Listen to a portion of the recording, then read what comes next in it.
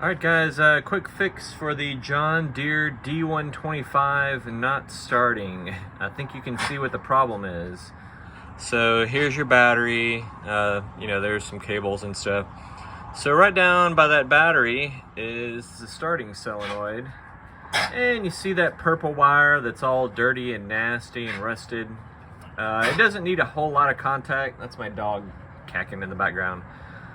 So I kind of just scraped it off with a screwdriver. Don't jump those across, because I'm not sure what the voltage is supposed to be. You might blow a fuse if you ended up jumping those across. But this side with the purple wire had all flaked off the plastic. It was just basically, garbage, so there's no shield on there. Probably wouldn't be a good idea to clean the other side, but that was it.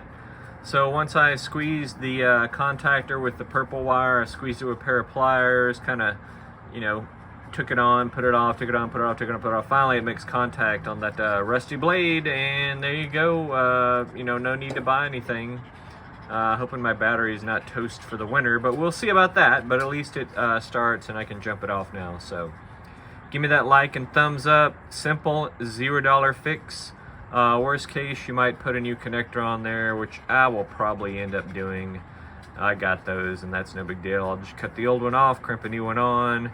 It'll probably be a lot better. Clean that contactor a little more. See you guys later. More helpful tips to come.